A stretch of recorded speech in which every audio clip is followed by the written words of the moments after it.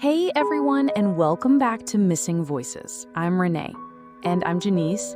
Today we're diving into a case that, honestly, has captivated people for 2 decades now. It's the vanishing of Maura Murray. Yeah, it's one of those cases that just, it grabs you and it doesn't let go. So let's start at the beginning. Who was Maura Murray? So Maura was born in 1982 in Brockton, Massachusetts. She was a nursing student at UMass Amherst when she just, disappeared in 2004. Right. She was also a Star Trek athlete and had even transferred from West Point. From everything we know, she was really known for her independence and also a bit of spontaneity. Yeah, definitely. So let's talk about that final day, February 9th, 2004. This is where things get really, really strange. Totally. Around 1 p.m. that day, she emailed her professors. She said she was taking a week off because of a death in the family, which, we later found out was actually false. Exactly. And then over the afternoon, she packed up her dorm, filled out some accident forms, withdrew $280 at an ATM, and then she bought a whole bunch of alcohol, all by herself. I mean, it sounds like she was preparing for something, right? And then at 7:27 p.m., her car crashed into a tree off Route 112 in New Hampshire. A bus driver actually offered her help, but she declined, saying she'd called AAA. But there's no call record of that ever existing. Yeah, and that's just like the first major red flag, right? When police arrived around 7:46 p.m., so just a few minutes later, her car was locked. The airbags were deployed, but Maura, she was just gone. No footprints in the snow, no phone, no credit cards, nothing. And the initial investigation was, kind of strange too, wasn't it? Authorities initially treated her disappearance as possibly voluntary. They cited no signs of foul play and, her recent preparations. Yeah, but the family, they really didn't buy that. I mean, intense searches by them and volunteers, they even used cadaver dogs. Private investigators got involved, but all of it turned up like zero conclusive evidence. And then her father, he actually challenged the lack of action and pushed for FBI involvement, which eventually happened. This case was officially reopened in 2009 by the NH Department of Justice Cold Case Unit, designated as suspicious.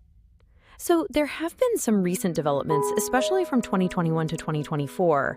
In 2021, search efforts at a private home after cadaver dogs alerted, but no remains were found. Also in 2021, bone fragments on Loon Mountain were tested and ruled out as not human. And in 2022, the FBI actually issued a violent criminal apprehension profile and formally joined the investigation. Then, in July 2022, searches expanded into new towns in New Hampshire. And very recently, in February 2024, an age progression photo of Maura was released on the 20th anniversary of her disappearance. And just last month, April 2024, collision experts filed a court report analyzing whether someone else could have been in the car with her. That's huge. And her family, they've been so active in keeping her story alive. Maura's sister Julie actually launched a podcast in February 2024 called Media Pressure, specifically to spotlight new clues.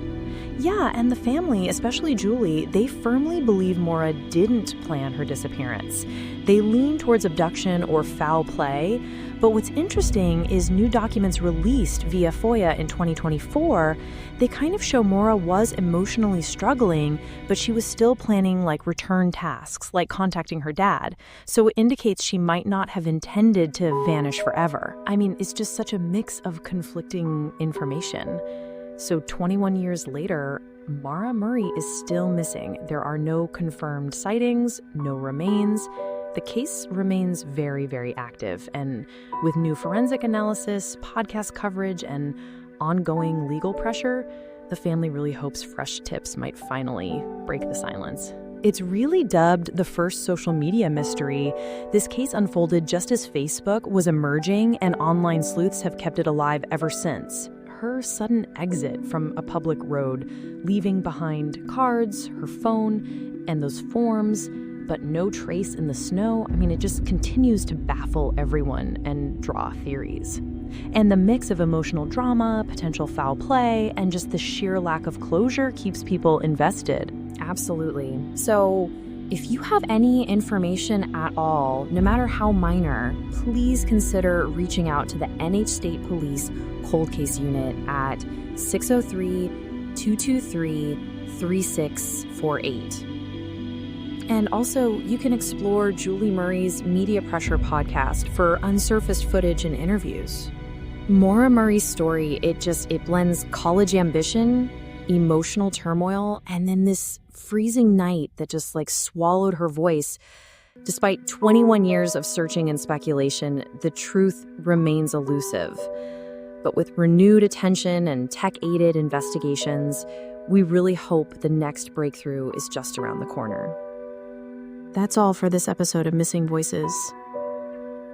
We hope you'll join us next time for another deep dive into an unsolved mystery.